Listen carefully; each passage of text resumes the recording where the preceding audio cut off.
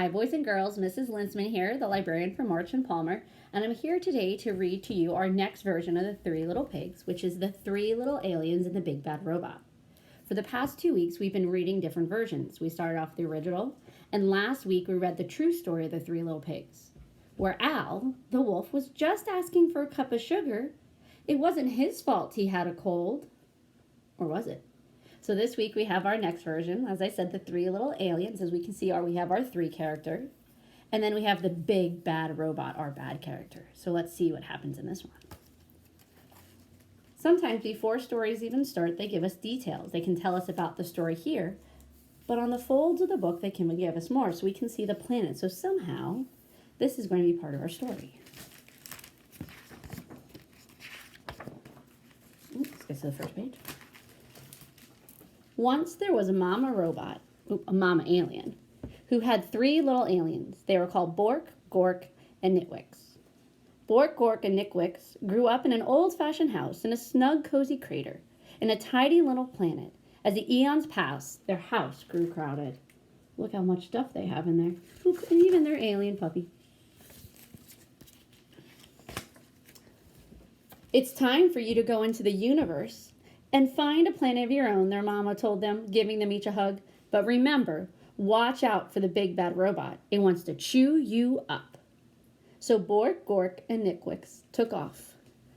Bye, Mama, they cried. Bye, kids, she shouted back.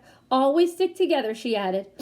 Then she sniffled a little bit. And call me every once in a while. So there you go. They're setting off. The three little aliens traveled fast and far. There's a cute planet, said Bork. Too hot, said Nitwix. How about that one, asked Gork.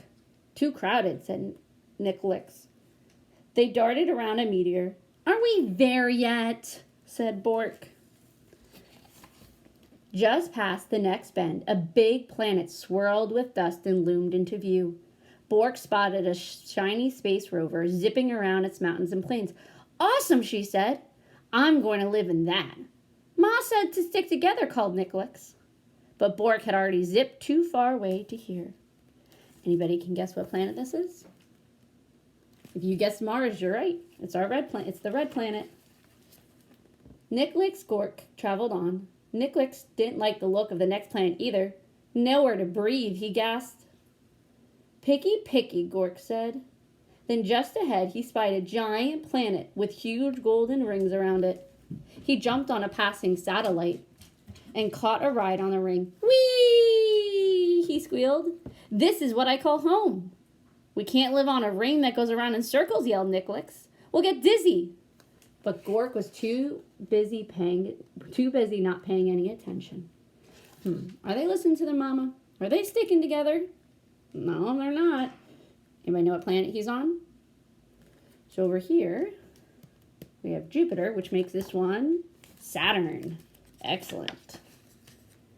Now, Nitwix was all alone. He traveled deeper and deeper into space until he spotted a massive blue planet. It had 13 moons and refreshing breezes. This faraway place is I'll build my home, he said. It'll be safe from the Big Bad Robot.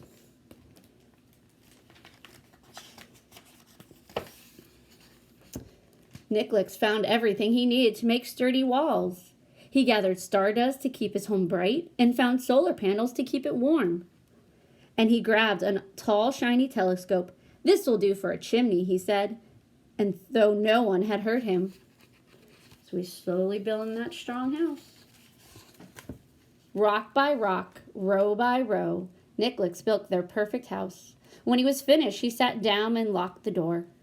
His house was not very zippy or cool, but it was very safe, and there was room enough for all the three little aliens.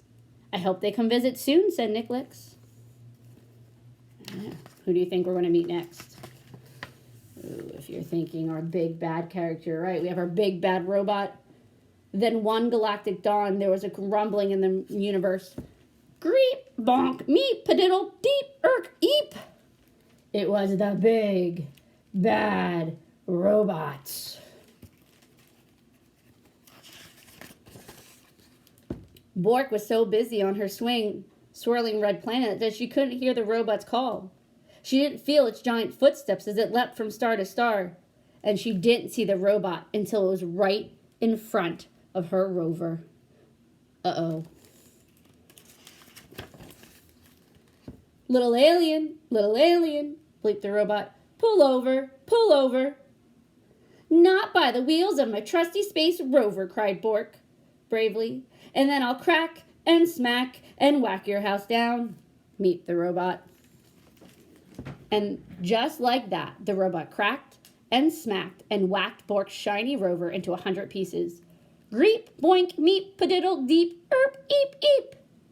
As fast as the speed of sound, Bork jetted away, the robot close behind her. Just as the robot was about to eat her up, she spotted Gork's satellite house. Gork, Gork, help me, she cried. Uh-oh, so her house didn't make it. What do you think? Is Gork's one on the satellite going to? But Gork was having so much fun surfing on the rings of the giant planet that he didn't hear Bork's cries. He didn't see the robot chomping on comets and ripping out open black holes until the big bad robot caught Gork's satellite in his huge metal claw. Little alien, it bronked. Come out of hiding. Not by the orbits of this ring I'm riding, cried Gork. Then I will shatter and clatter and scatter your house down, gronked the robot. And before Gork could fly behind the radar, that robot clattered and scattered and shattered Gork's satellite into 1,000 pieces. Greep, boink, meep, ork, deep, padiddle, eep, eep, eep. Gork barely escaped. Over here, cried Bork, stick together. At the speed of light, Bork and Gork blasted out into space, with the big bad robot getting closer all the time. Where can we hide? Asked Gork. Let's find Nix, cried Bork. He'll know what to do. Nicholas had heard the robot's roar. He had seen what was going on with his brothers and sisters through his telescope, and he was ready.